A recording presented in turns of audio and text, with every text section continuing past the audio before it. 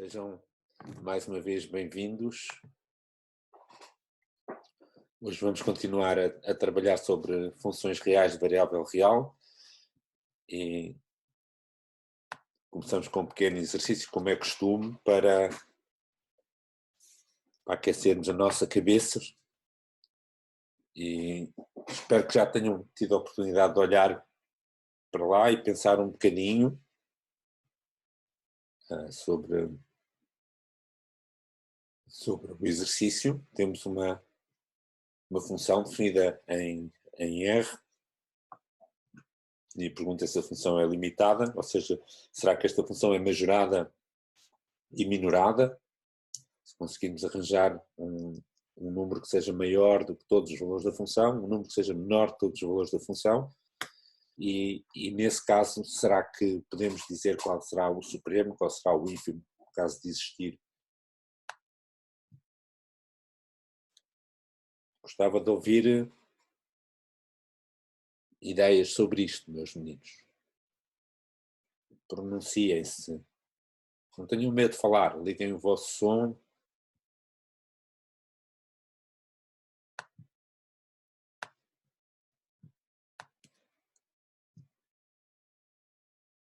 Digam coisas. Acham que a função é limitada? Sim? Não? Não sei muito bem. Porquê? Pronunciem-se, meus meninos, senão fica um bocadinho solitário.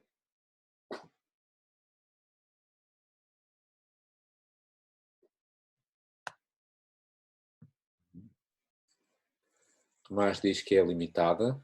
Ok. Bem. O 54.954, como é que se chama o 54.954? É um bocado fácil. De repente, para não estar a ver. Agora o Pedro diz que é limitada. A Ana diz que é limitada. Ok, está bem. Então, até agora toda a gente que se pronunciou diz que é limitada. E então, o que é que nós vamos tentar fazer? Para vermos se é limitada, ver quais são os valores que causam problemas em que 1 mais x ao quadrado dá 0 ou x dá infinito. Ok, está bem, pode ser. Mas mesmo antes de pensarmos no infinito, etc., podemos olhar para isto de uma forma mais elementar. Como eu estava aqui a sugerir, tentar majorar esta expressão, minorar, tirar conclusões. De facto, até podemos fazer isto sem sequer estar a pensar ainda, porque nós nem sequer dissemos muito bem, aliás, isso é uma das coisas que nós vamos abordar agora, nem sequer dissemos muito bem o que é isso de quando x vai para o infinito, o que é que se passa, ao fim e ao cabo isso tem a ver com consolidar as nossas noções de limite, começámos a falar um bocadinho na última aula.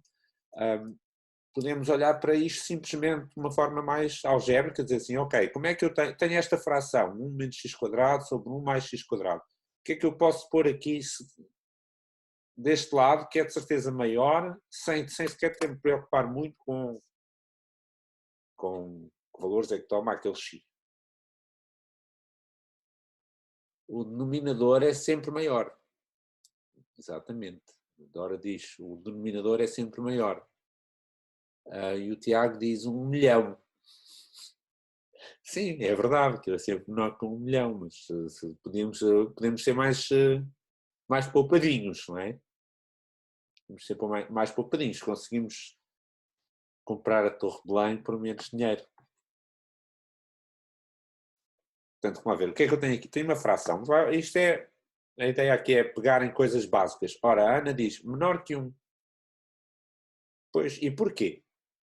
Precisamente porque, por aquilo que a Dora disse, o denominador é sempre maior que o denominador é positivo, portanto, se eu aumentar este denominador, por exemplo, de 1 menos x quadrado para 1 mais x quadrado, estou a aumentar a fração.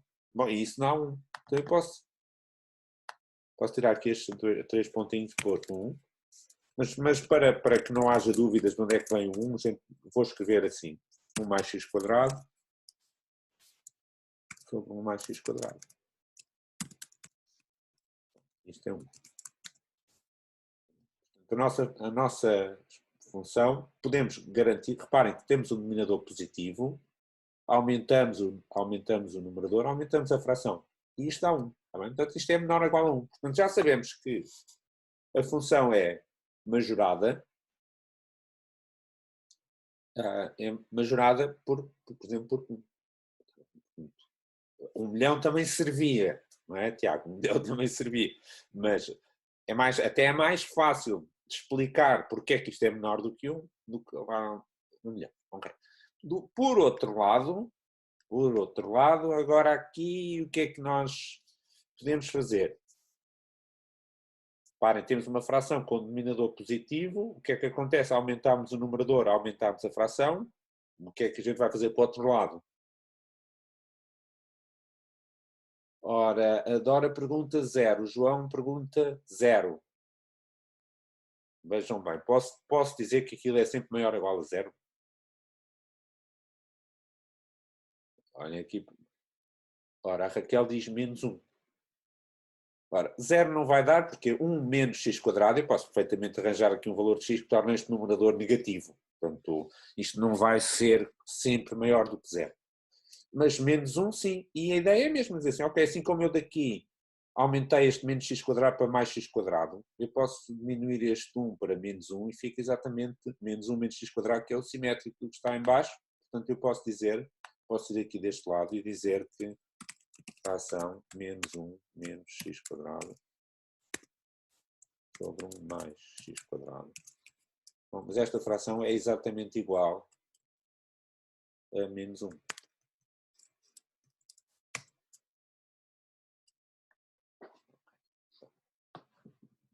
Portanto,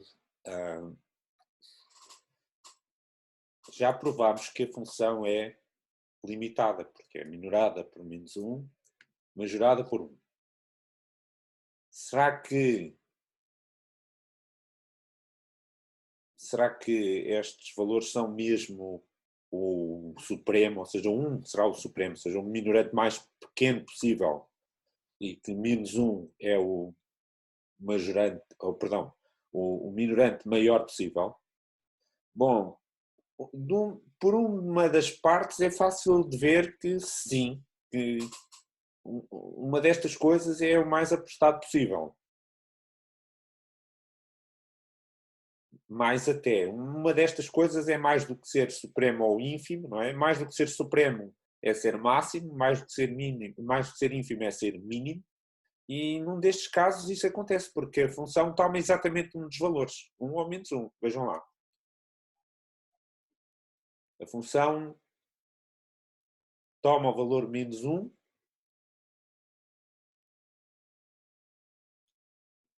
a função toma o valor 1, há algum valor de x para o qual a função seja igual a 1.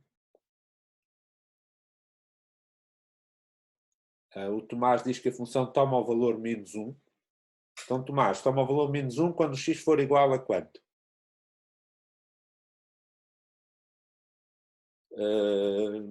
Essas contas estão um bocadinho, não é? Se eu substituir o x por 0, quanto é que dá? O Paulo diz menor que 0. Ora, o João diz f de 0 igual a 1. Okay? Portanto, a função toma o valor 1. A função toma o valor 1.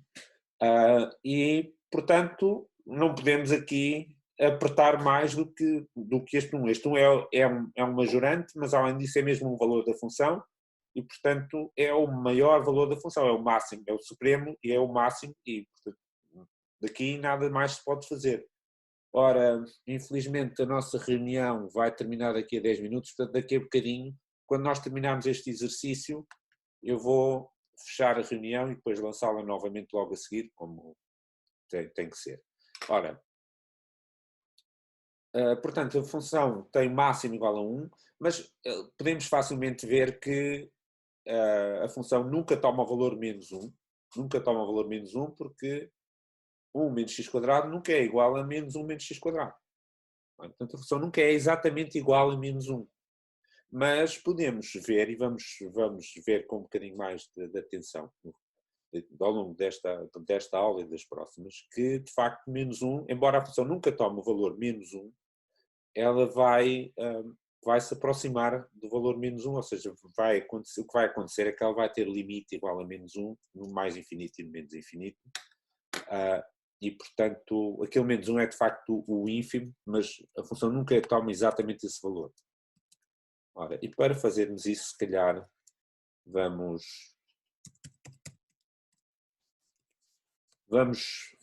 fazer aqui um pequeno boneco. Vamos fazer aqui um pequeno boneco. Eu vos vou já mostrar. Agora vamos usar outra ferramenta. Vamos tentar perceber o que é que acontece. Portanto, vou mostrar agora outra figura. 1 menos x ao quadrado a dividir por 1 mais x ao quadrado. E vemos aqui o gráfico da função. Reparem o que é que acontece quando x é igual a 0, a função toma o valor 1, e quando nós vamos para caminho de menos infinito ou vamos a caminho de mais infinito, ela está-se a aproximar aqui do valor menos 1. Se eu tomar aqui algum valor superior a menos 1, ela vai passar para baixo, vai se aproximar mais do menos 1. Então ela nunca chega a ser exatamente menos 1, mas vai atingir todos os valores que estão acima do menos 1 e, portanto, mais nenhum outro valor acima de menos 1 pode servir como um minorante. Nós, neste caso, vamos discutir isso daqui a pouco. O que vai acontecer, nós vamos dizer que o limite desta função, quando x tende para mais infinito, vai ser igual a menos 1, e o limite desta função, quando x tende para menos infinito, vai também ser igual a menos 1. Portanto, a função é limitada, sim. A função tem supremo, sim, igual a 1. A função tem máximo, sim, igual a 1, que é atingido quando o x é igual a 0. A função tem ínfimo igual a menos 1, mas não tem mínimo, porque ela nunca toma exatamente o valor menos 1. E terminamos a última aula a falar sobre a noção de limite de uma função. E hoje vamos discutir um bocadinho mais sobre isso. Nós agora fizemos um exemplo apenas com o GeoGebra e vamos brincar um bocadinho mais com isso, mas vamos escrever a definição agora com todo o pormenor e depois discutirmos um bocadinho. E se houver dúvidas, é natural que haja dúvidas, perguntem, não se acanhem, meus meninos. Portanto, dada uma função, dado um ponto A, aderente ao domínio da função, vamos escrever um pormenor o que é que quer dizer que o limite da função quando x tende para A é igual a B. Nós escrevemos desta maneira, o limite de f de x quando x tende para A é igual a B, e lemos o limite de f de x quando x tende para A é igual a B, se acontece o seguinte, isto escrito assim, mais uma vez, parece uma coisa um bocadinho esquisita, vamos dizer isto devagar, ponderadamente. O que nós queremos dizer com isto é, se eu especificar uma distância a B, digamos, este delta especifica uma distância, se eu disser um intervalo à volta de B, então eu consigo escolher também um intervalo à volta do A, de maneira que as imagens destes pontos que estão perto do A vão estar ali, ou seja, as imagens se tiver um x muito perto do A, a imagem do x vai estar muito perto do B. E podemos escrever isso desta maneira. As imagens de todos os pontos que estão suficientemente perto do A vão estar todas perto do B. Portanto, nós fizemos, antes de avançarmos, podemos recordar que tenho aqui uma versão daquele boneco de GeoGebra que fizemos da última vez. Vou-vos mostrar agora por um bocadinho. Okay. Temos mais ou menos um boneco parecido com o da última aula. A questão é, eu tenho aqui um ponto A, eu quero dizer que o limite é igual a B, está aqui um B maiúsculo, devia ser um B minúsculo, mas ok. Está bem. Portanto, o que é que quer dizer que quando o x se aproxima do A, o f de x se aproxima de B? E temos aqui este boneco, tal e qual como fizemos na última vez, a ideia é assim, eu vou especificar uma distância aqui à volta de B e quero que os valores da função caiam aqui dentro desde que o x esteja perto do A. Neste caso, por exemplo, eu vejo que se o X estiver neste intervalo aqui à beira do A, as imagens não estão assim tão perto de B, porque há aqui esta parte verde que está fora daquele intervalo. Então o que é que eu faço? Não tenho que apertar para que consiga ter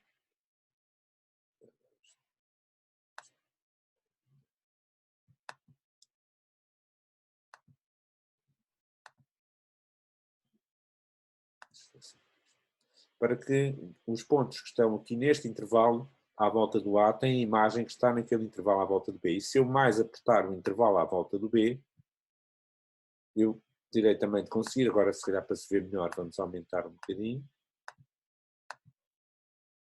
Se eu agora tiver este intervalo mais pequeno à volta do B, eu para conseguir que as imagens dos pontos perto do A estejam aqui perto do B, eu tenho que arranjar um intervalo à volta do A, que seja um bocadinho mais pequeno. E é melhor agora fazer zoom outra vez, senão não vejo nada. E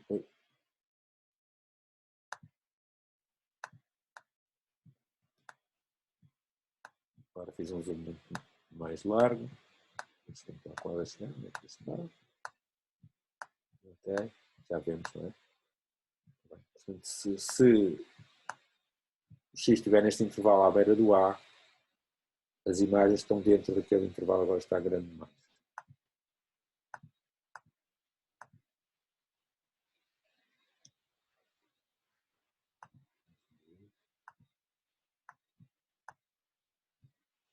Se o X estiver dentro deste intervalo, as imagens, aqui a parte do gráfico a ver, está toda dentro deste intervalo. E sucessivamente eu aperto este intervalo e agora terei que apertar também, novamente apertar este intervalo, mas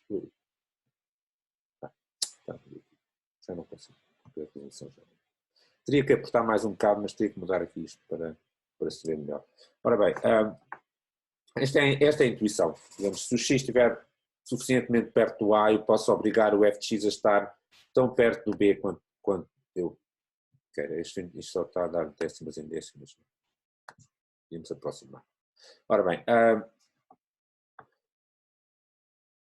há outra maneira de nós pensarmos no limite, e que é possivelmente poderá ser, em alguns casos, mais intuitiva, que é usando a ideia de sucessão. Vamos também escrever isso. Ok. Já estamos a ver. Okay. Portanto, outra maneira de pensarmos nisto é a seguinte. Se eu tiver uma sucessão de elementos x a tender para A, se eu arranjar uma sucessão de números reais a tender para A, então eu vou ver o que é que se passa com as imagens desses elementos e essas imagens formam outra sucessão e essa sucessão deve tender para B, se tudo estiver bem. Portanto, esta é outra maneira de definir o limite que é equivalente à anterior. Sempre que eu tiver uma sucessão de elementos do domínio que tende para A, então a sucessão das suas imagens tende para B. Portanto, sempre que o x tender para A, o fx tende para B. É outra vez a mesma noção. Já agora, aqui nós estamos a pensar neste intervalo, e este exemplo que aqui está é um exemplo em que o A e o B são números reais, mas isto pode-se estender também para o caso em que o A ou o B ou os dois são mais infinito ou menos infinito. Portanto, esta noção, nomeadamente esta noção da sucessão, é fácil de dizer. Assim, se aqui o A for mais infinito, eu posso dizer o que é o limite quando x tende para mais infinito. É esta noção. Se tiver uma sucessão de valores a tender para mais infinito, as imagens tendem para B. E a mesma coisa se o B ele próprio for mais infinito. É exatamente a mesma ideia. Portanto, isto funciona quer o A e o B sejam finitos, quer sejam infinitos. E também se podia pegar nesta definição com as vizinhanças e fazê-la funcionar também para mais infinito e menos infinito. É uma questão de dizer o que é uma vizinhança de mais infinito. No fundo, uma vizinhança de mais infinito é um intervalo do tipo qualquer coisa até mais infinito. Um intervalo que temos os números maiores com um certo valor estão mais próximos do mais infinito do que os números menores. E a mesma coisa para o lado contrário, no caso do menos infinito. Esta ideia funciona também no caso em que os limites são infinitos. Ora bem, há aqui uma questão que somos, digamos assim, obrigados a abordar, embora eu não queira perder muito tempo com isso, mas que é inevitável que surja esta questão e eu não fujo às responsabilidades. É assim, existe uma polémica, aliás, houve uma polémica pública fortíssima, precisamente à volta desta definição de limite, porque há duas maneiras de definir limite. E a diferença está no fundo está no seguinte, ser assim, o que é que nos interessa é o x estar perto do ponto A ou é o x estar a aproximar-se do ponto A, ou seja, o x igual a A é relevante para esta questão ou não? Esta questão, no fundo, a definição que nós estamos aqui a dar, diz assim, se o x estiver perto do A, ora, o A está perto do A, portanto, o valor do x no ponto A é importante para esta conversa, ou seja, quando eu penso na imagem da vizinhança do ponto A, bom, o f de A está aqui neste conjunto, portanto, o f de A tem que estar aqui perto de B, ou seja, resulta daqui que o f de A tem que ser igual a B, senão isto não funciona. Na outra, digamos, definição alternativa, o valor do ponto A não me interessa, ou seja, aqui só teríamos a vizinhança do ponto A, exceto o ponto A. E aqui teríamos as sucessões a tender para A, mas nunca sendo iguais a A. Eu não vou provavelmente entrar em polémica, só quero dizer o seguinte, a única caso em que isto faz alguma diferença é no caso em que a função tem um comportamento um bocadinho estranho no ponto A. E vamos mostrar isso com um boneco e depois passamos à frente e depois se alguém quiser discutir isso agora, ou na TP, ou por e-mail, ou num chat separadamente, podemos fazê-lo. Vou falar em chat, eu não estou a ver o chat e tudo está.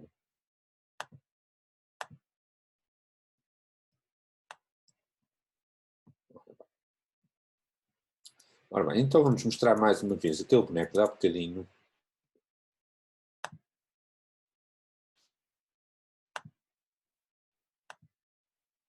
Para explicar então qual é esta polémica, qual é esta polémica de que eu estava aqui há pouco a falar. Vou fazer aqui uma pequena batota.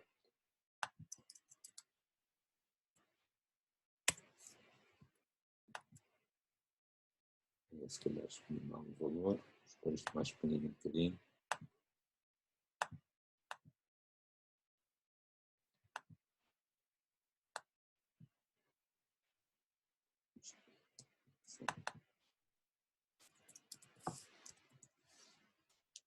Agora já dá para ver o problema.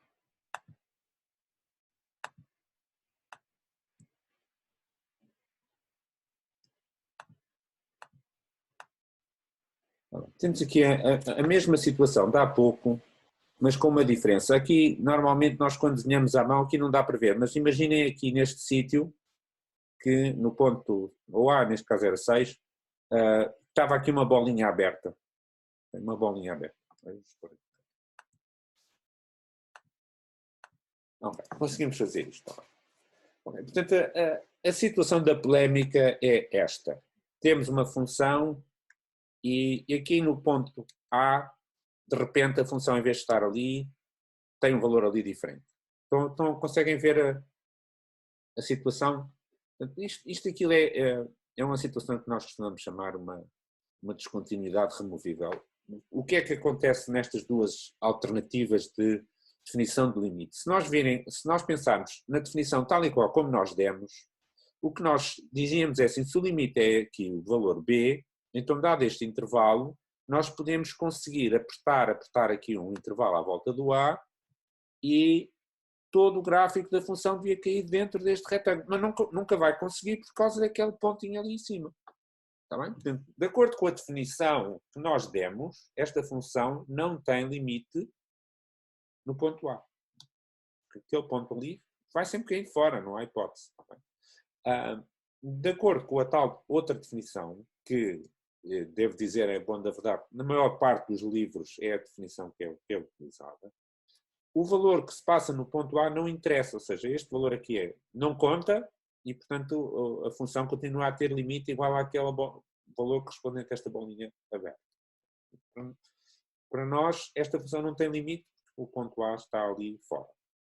É só essa diferença. Portanto, tirando esta situação deste tipo de funções, em que precisamente naquele ponto a função está definida de outra maneira, noutro sítio, é o único caso em que as duas definições não estão de acordo.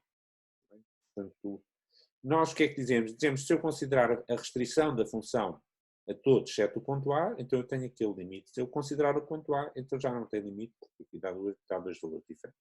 Nem aquele, nem o outro. Portanto, é simplesmente isso que acontece. E, portanto, polémicas à parte, depois quem quiser discutir isso, discutimos noutra altura.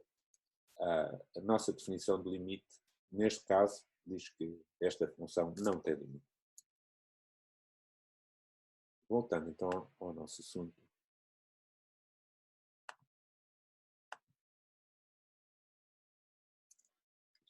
Ora, portanto, nós temos a definição ou por vizinhanças ou por sucessões, ambas dizem exatamente a mesma coisa. Portanto, a ideia é se o x estiver perto do A, então o f de x tem de estar perto do B.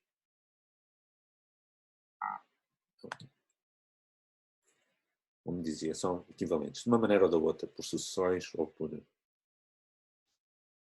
Ora, vamos ver alguns exemplos simples, muito simples. Portanto, primeiro exemplo mais simples de limite é se tivermos uma função que vale sempre B. Como é que chamamos uma função que vale sempre a mesma coisa? Como é que se chama? Digam coisas, meus meninos. Uma função que tem sempre o mesmo valor. Constante, exatamente. Isso mais disse o João. Função constante. Se tivermos uma função constante, então não é difícil de ver que o limite dessa função, quando o x tende para um número qualquer, é sempre igual a esse valor da constante. Reparem, o que é preciso é a função estar num intervalo entre b menos um bocadinho e b mais um bocadinho. Se ela é sempre igual a b, está dentro desse intervalo para o x qualquer. Portanto, o limite de uma constante é a própria constante, é a maneira como se costuma dizer isto. Se eu tiver uma função tal que f de x é igual ao próprio x, já agora como é que se chama esta? Como é que se chama a função tal que f de x é igual a x? O Tomás diz linear, ela é uma função linear, mas o João também diz linear. É uma função linear, mas, por exemplo, se for f de x igual a 2, e como é que se chama o 54.990? Era mais fácil se identificassem com o nome, não é? Mas pronto, diz que é a função identidade, o Rafael. Okay. O Rafael diz que é a função identidade. Sim, está bem. Portanto, esta é uma função linear, mas é particular, é a função identidade. E também não é difícil de ver que se o x tender para A, então o f de x, que é igual a x, vai tender para A, ou seja, o limite quando x tende para A de x é igual a função identidade. E depois vamos ver várias propriedades destas coisas. Começamos por propor um pequeno exercício.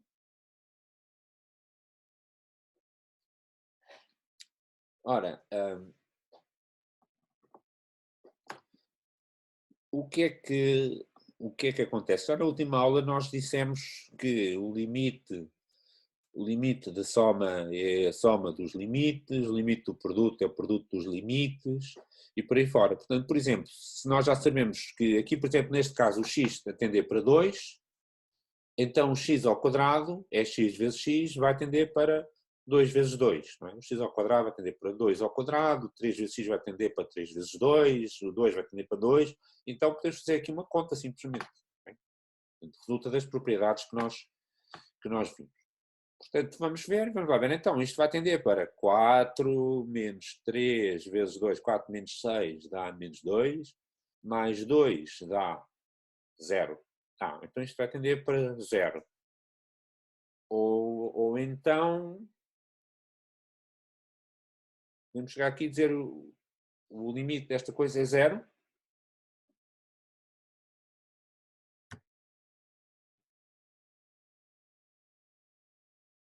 Acham que o limite é 0.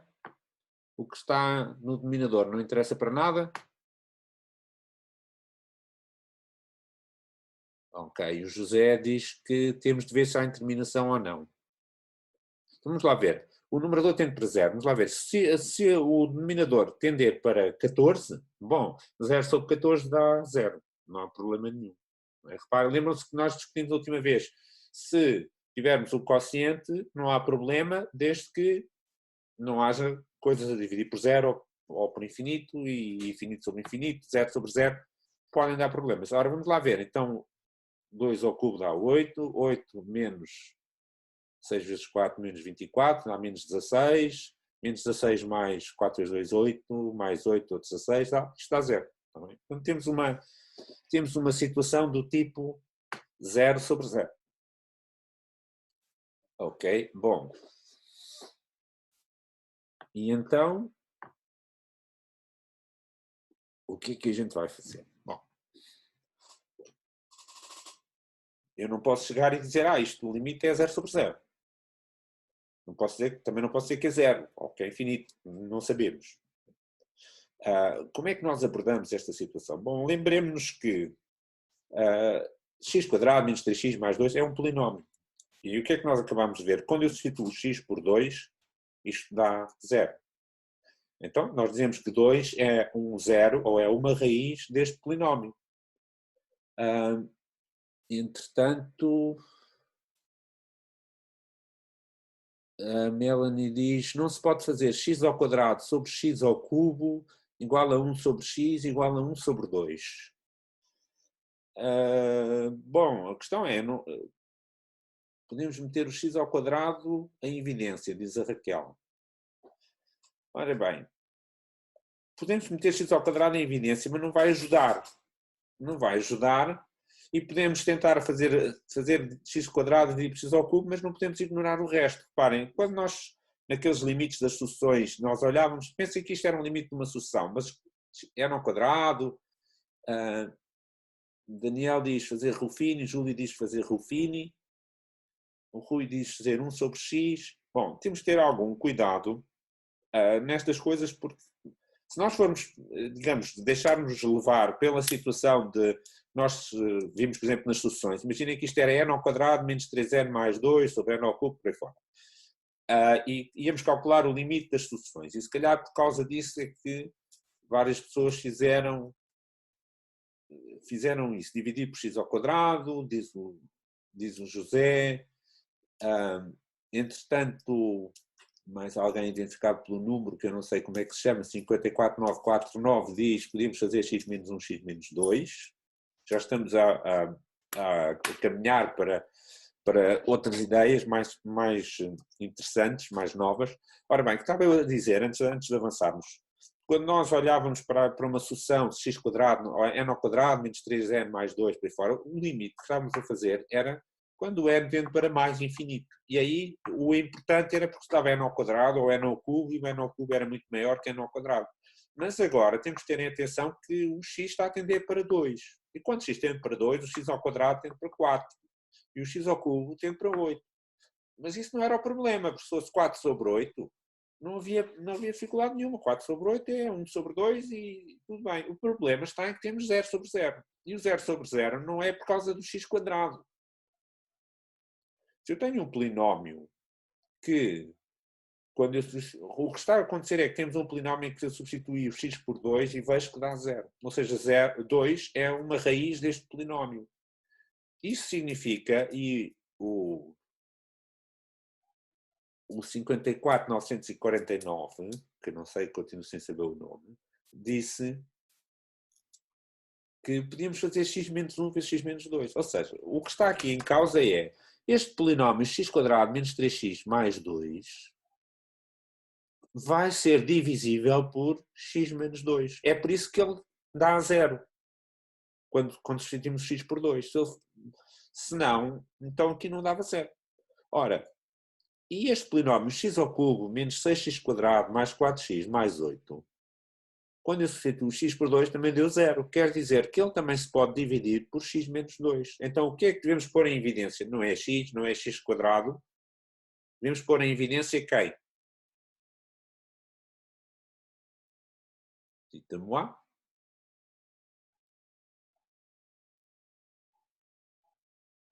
Quem é que podemos pôr em evidência, meus meninos? Ou seja, dividir tudo não é por x, nem por x quadrado, por x menos 2, exatamente. Agora já há vários meninos a dizerem x menos 2. Tá bem? Então nós devemos é dividir isto tudo por x menos 2. Tá bem? Vamos lá ver se a gente consegue fazer a conta. Vamos ver se a gente consegue fazer a conta. Bonitinho. E eu vou agora mudar e ir para outro boneco.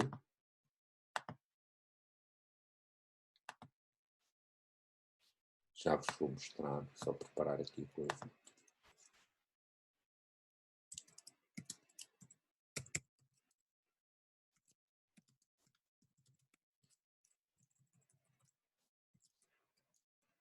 Vão pensando nisso, já ponho as contas bonitinhas à vossa frente. Ok. Está bem? Portanto, temos aqui, para podermos escrever agora isto bonitinho. Então, tínhamos este limite e a ideia é, nós vamos pôr em evidência x menos 2, porque sabemos que este polinómio tem o fator x menos 2. Ele pode escrever-se como x menos 2 vezes qualquer coisa. E este polinómio também se pode escrever como x menos 2 vezes qualquer coisa. Bem? Ok, então, o que é que pomos ali? O polinómio em cima é x menos 2 a multiplicar por, já alguém tinha dito há bocadinho, mas vamos lá ver se a gente, se todos reparamos, o que é que pomos ali? O Eduardo diz x menos 1. Pomos ali x menos 1. Muito bem. E já agora aproveitamos para refletir um bocadinho e a ver o que é que... Porquê é que é x menos 1 ali? Como é que a gente descobre aquele x menos 1? Há mais que uma maneira de fazer. Bom, regra de Ruffini, diz o Eduardo, okay? É uma maneira. Podemos pegar, já que sabemos que um fator é x menos 2, podemos ir dividir x ao quadrado menos 3x mais 2 por x menos 2 e descobrir que dá x menos 1. Isso é uma maneira. Outra maneira...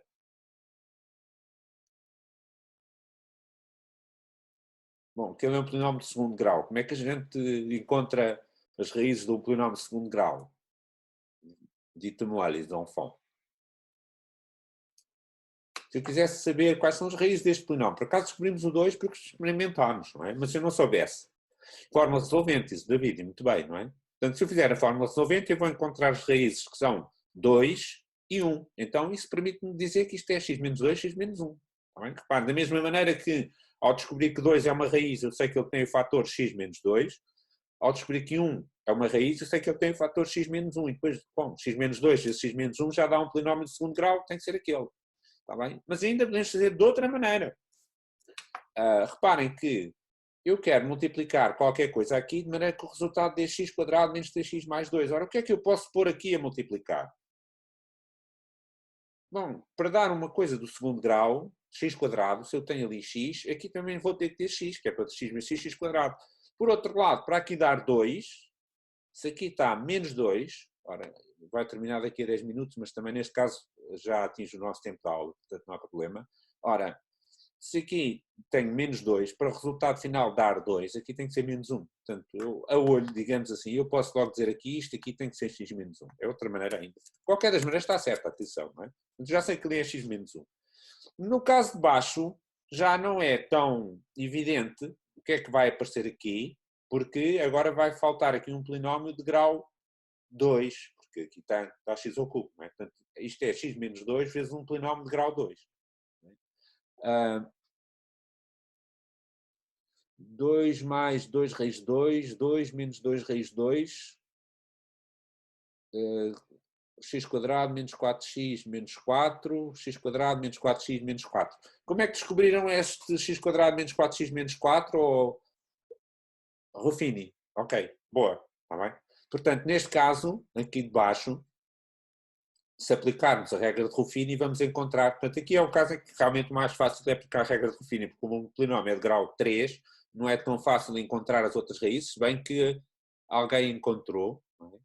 2 mais 2 raiz de 2, 2 menos 2 raiz de 2, e são ou x mais 2 raiz de 2, não é? Será x mais 2 raiz de 2, x menos 2 raiz de 2, encontrar as outras raízes, mas com o Rufino é mais rápido e deu, eu acredito que deu, não fiz as contas agora, x quadrado, menos 4x menos 4, está bem? E então, finalmente, o que a gente faz agora é cortamos o x menos 2, está bem? Portanto, é importante chamar a atenção para o seguinte, não nos adiantava nada dividir tudo por x quadrado, porquê? Porque x quadrado tendia para 4, e o problema era 0 sobre 0, se eu dividir por 4, continuava a ter 0 sobre 0.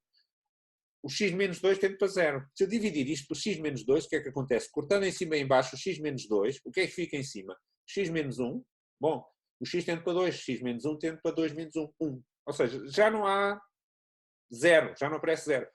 Em cima dá 1 e em baixo x quadrado dá 4, 4 menos 4, 0, menos 8, dá menos 8. Ou seja, isto dá 1 sobre menos 8. Igual a menos 1 oitavo. E calculamos o limite, ou seja, fizemos o que se costuma chamar levantar em terminação. Reparem, onde é o ponto exato onde nós levantamos em terminação? É quando cortamos este x menos 2. Foi assim que desapareceu o problema de uma coisa dar 0. Por isso é que é importante pôr o x menos 2 em evidência, porque o x menos 2 é que dá 0. O problema é 0 sobre 0. Reparem, quando tínhamos o problema com as sucções, se fosse um limite de uma sucção n ao quadrado, menos 3n, mais 2 por aí fora, o problema era uma coisa tender para infinito, era uma inclinação infinita sobre infinito. Então o que é que a gente ia fazer? Dividir por uma coisa grande, por uma coisa tender para infinito. Aqui o problema é algo que tende para 0, então vamos dividir por algo que tende para 0, para desaparecer o problema. Ok? Meus meninos. Ora bem, então vamos agora mudar novamente, estamos quase a terminar. Okay, resolvemos o nosso problema. Ok, e teríamos mais coisas para falar, mas que vão ficar para a próxima vez, porque estamos em cima da hora. O tema a seguir, é só lançar, o tema a seguir é limites laterais, e começaremos na próxima aula com isso. Não vale a pena agora estamos a começar à pressa, estamos em cima da hora. E, portanto, terminamos por aqui hoje. Desejo a todos um bom fim de semana, com paz e com saúde. E se tiverem alguma questão, estejam à vontade. Eu fico por aqui mais um bocadinho.